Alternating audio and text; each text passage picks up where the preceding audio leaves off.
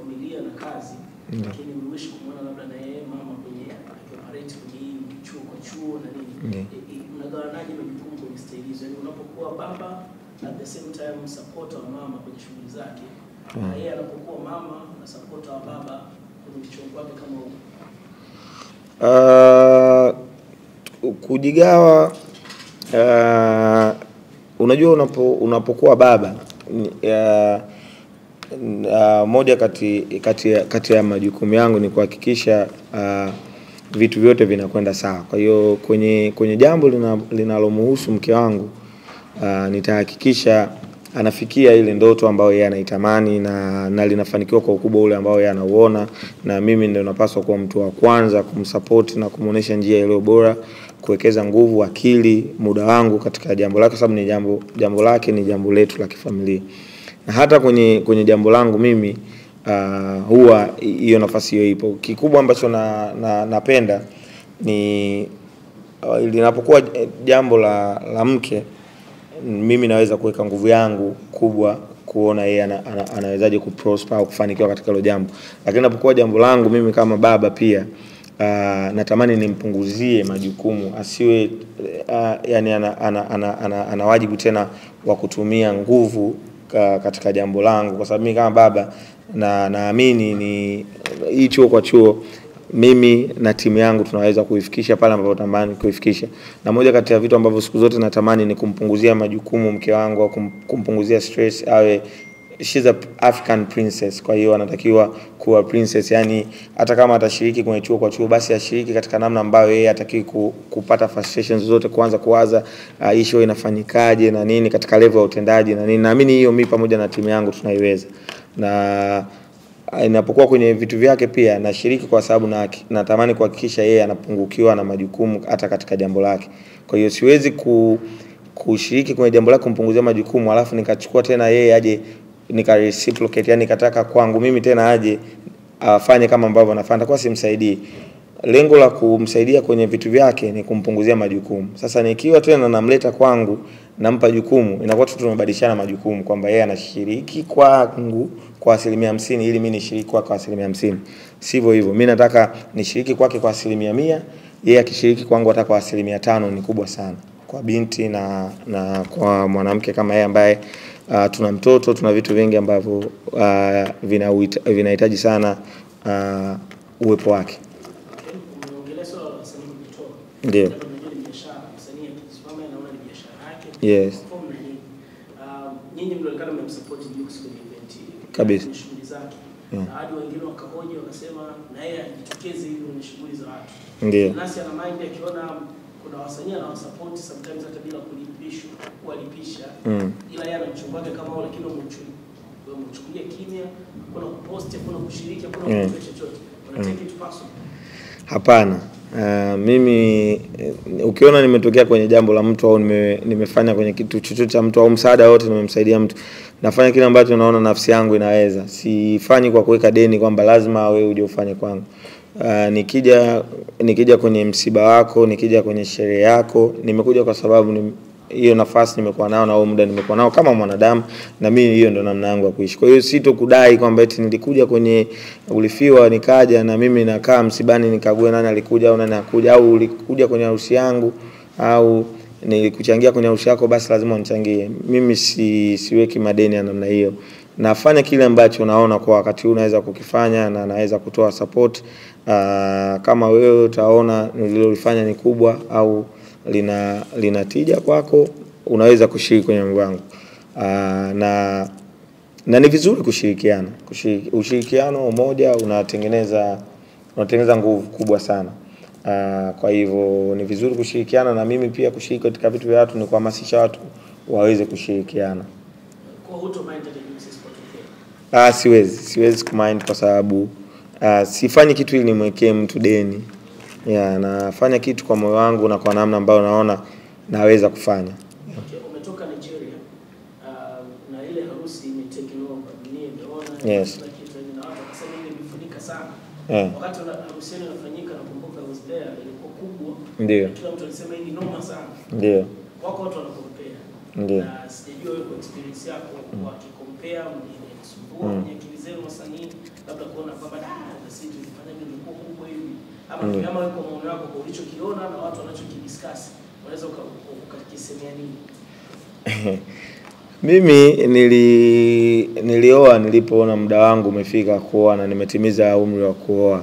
Hazikuwa mbio za mashindano kwamba nataka kuoa kumzidi nani au kufanya harusi ya kumzidi nani. Nilifika wakati ambao naona sasa niungane na mwenzangu kutengeneza familia.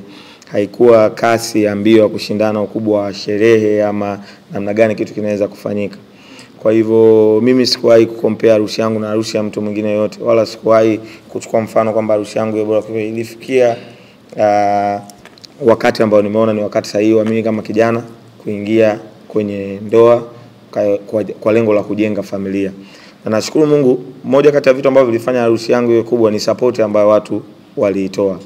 Haikuwa kubwa kwa mimi kuamua au kwa mipango yangu kwamba sasa nataka nifanye harusi iwe kubwa sana, bali watu wengi walipokea kwa moyo na walijitokeza na walinisupport sana na nawashukuru mpaka leo. Kwa hivyo hata mimi wakati Jux anaandaa jambo lake nimeshiriki kwa kiasi kubwa sana toka mwanzo, kwa sababu nakumbuka hatua za awali wakati ameanza mahusiano na mkewe wa sasa. Mimi ni moja kati ya watu wa mwanzoni kabisa tulikuwa tunazungumza, yuko kule kwenye NBA tunaongea video calls na nini, na nadhani ilikuwa sijui ni wimbo wa Mabosi umetoka kitu kama hiko, dada alijipost clip Jux akanitumia nikapost na hivyo. Kwa hiyo toka mwanzo tumeshirikiana katika kuona jambo lake linawezaje kuwa kubwa na zuri. Kwa hiyo linavyozidi kuwa kubwa, mimi ni moja kati ya watu ambao nafurahi kuona nilishiriki kumwambia hili ni jambo jema, unaenda kuingia kwenye ndoa inakuja na baraka. Na hata jana nilikuwa na chat naye, nyimbo zake 3 ziko kwenye charts kubwa za Nigeria. Nikamwambia unaona namna gani ambavyo ndoa imekuja na baraka, na yeye mwenyewe anakiri hilo. Kwa hiyo kwangu mimi ni furaha kuona namna gani Jux ameweza kutuwakilisha kwanza sisi kama Watanzania, ametuwakilisha sisi kama wasanii, lakini ameonyesha mfano bora na yuko na furaha kama kijana mwenzangu akiwa na furaha kama vile nafurahi. Ni vizuri kuona vijana wengi ambao wana furaha, wanafanya vitu positive, kama ambavyo unajua sasa hivi kuna challenges nyingi za watu kupata misongo ya mawazo, afya ya akili na vitu vingine. Kwa tunapopata watu ambao wanafanya mambo makubwa mazuri yanapendwa, tuna haja ya kupongezana. Na kiukweli Jux anafanya jambo kubwa sana sana sana sana. Yeah. Kwa kifupi umemvulia kofia kwenye. Nimependa namna ambavyo ameifanya harusi yake. Ni moja kati ya harusi kubwa kwa kutokea Afrika. Kwa hiyo nampongeza, amefanya jambo kubwa na limepokelewa. Unajua mara nyingi naambiaga hata rafiki zangu wengine, unapotaka kufanya jambo kama la harusi au nini, utoka unapoanza usiwaze kwamba nataka kufanya harusi kubwa sana ya kufunika watu wafanye. Waza katika ule upendo na nguvu uliokuwa nayo. Jambo la Jux limekuwa kubwa kwa sababu ya support pia alopata kwa watu, kwa sababu ya namna ambavyo Mwenyezi Mungu mwenyewe ameamua kulibariki kutokana na upendo wa baina yao wale watu wawili, na pia namna ambavyo Jux anaishi na watu wanaomzunguka. Watu wamejitolea, wamemsupport. Hivyo ndio vinavyopaswa kuwa. Lakini angesema labda toka awali kwamba nataka nifanye jambo kubwa, labda ajitenge na watu, afanye kama kwa level ya mashindano, labda watu wengine wangeona kuna haja ya kushiriki katika udogo au kutoshiriki. Lakini watu wamelifanya jambo kwa nguvu na kwa upendo kwa sababu ya aina ya mtu mwenyewe ambaye anafanya. Hivyo ndivyo vitu vinatakiwa kufanyika. Watu wakawa wanakuja kuona lenga kwenye watu wako wanatupa mizigo sana. Mbona lenga hujaniona kwenye kutuza. Chaga mwingi ama vipi? Kiukweli nilichange hela zangu kwa ajili ya kutunza, nilikuwa na hela za kutunza. Lakini kiukweli kulikuwa kati ya vita ya nafsi nafsi na tukio. Kwa hiyo nafsi ilishindwa, nikagundua nina mahitaji mengi sana nikiwa Dar es Salaam nahitaji kuyafanyia kazi. Basi kwa bahati nzuri nilifanikiwa kuokoa baadhi ya kiasi kichache ambacho nilifanikiwa kukitoa kilitosha. Lakini kama kiasi gani jumla toto na uko umejiandaa bana, mimi nikifika pale nifanye siwezi kusema, lakini nilichange kiasi kingi sana ambacho baada ya kurudi kimeweza kufanya vitu vingi. Na kwa hiyo nashukuru Mungu, na vitu vingi nilifanya duty free huko. Kwa hiyo lakini nilitoa, sio kama sikutoa kabisa, nilitoa. Na nyingine niliwapa pia, kwa sababu niliwahi kuondoka huko mbili, niliwapa shehe zangu wengine waendelee nazo. Kwa hiyo zipo ambazo nilitoa na nikawapa na watu wengine watoe, lakini nilichobakisha ni kingi kuliko ambacho nilikitoa. Muziki wa Billnass Nigeria kwa muda mchache ambao umekaa kule kwenye harusi ya Jux, ukoje? Na labda pengine kwa wasanii ambao pia wameenda kwenye harusi ya Jux, ukitoa Diamond Platnumz ni wewe na mke wako, na labda kuna namna ambavyo mmepata labda exposure za connection na baadhi ya mastaa ambao wako Nigeria, kwa maana kwamba collaboration na nini? Kwanza wasanii ambao tumeenda kwenye harusi sidhani kama ni mimi tu na mke wangu. I think alikuwepo Jinako pia. Na nadhani Omidimpos pia alikuwepo. Kwa wasanii walikuwepo. Na mimi Nigeria sio mara ya kwanza kwenda.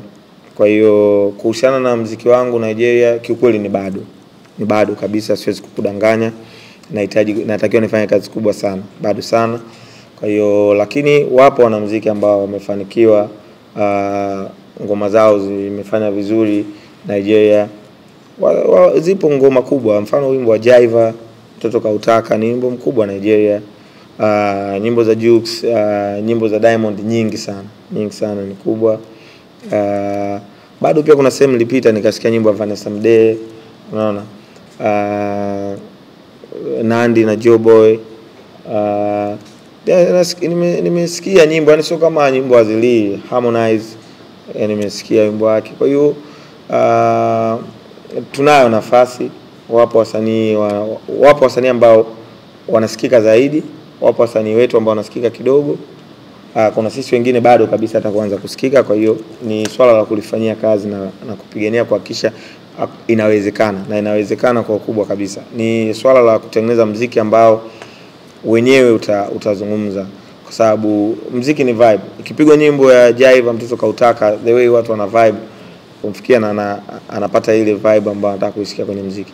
Kwa hiyo soko la Nigeria ni sio kwamba ni soko rahisi, ni soko gumu, kwa sababu pia na wenyewe wana wasanii wengi na wenyewe wanalitegemea pia soko lao na soko la nje. Kwa hiyo sio soko ambalo watakupa nafasi tu ya kuingia. Lina namna yake. Wenzetu wana njia nyingi sana za kulinda masoko yao, kwa sababu hii ni biashara ambayo inatimiza ndoto za vijana wao wengi. Kwa hiyo tukishirikiana kwa pamoja tunaweza kutengeneza mikakati ambayo inaweza kuturahisishia sisi kupita au kupenya katika hayo masoko. Wanasema harusi sio ndoa. Ndoa ni yale maisha ambayo mnaishi wewe na mke wako ndani. Jux amefanya harusi kubwa imeenda viral na anaingia sasa ndani ya ndoa, kwa maana kwamba maisha mengine yanafuatia. Wewe umeshaingia ndani ya ndoa na muda mrefu kwenye ndoa na mke wako. Ndio. Neno kwa Priscilla, lakini pia neno pia kwa Jux kuelekea kwenye ndoa, maana harusi tayari tumeshaona. Kikubwa wamshirikishe sana Mungu katika huu muunganiko wao ambao wameanzisha. Unajua kwa namna ambavyo jambo limepokelewa na namna ambavyo limekuwa kubwa, husda lazima zitakuwa ni nyingi, kwa sababu mimi naamini mpaka watu wameweza kushirikiana pamoja kuingia kwenye ndoa ni watu ambao wanapendana sana, kwa sababu Jux amekuwa katika mahusiano kabla, lakini mpaka amefikia hatua ya kuamua sasa naoa, ina maana amekutana na yule ambaye yeye anaona anastahili kuwa mke wake. Kwa hivyo mengine ni baraka zake Mungu, na wakimshirikisha Mungu katika kila jambo lao, mimi naamini watafika mbali sana na utakuwa muunganiko muhimu na mwanzo wa vitu vingine, familia bora, watoto na vitu vingine. Karima Story Live. Bonyeza hapa kusubscribe na bonyeza hapa kwenye alama ya kengele ili usipitwe na video mpya kila inapowekwa.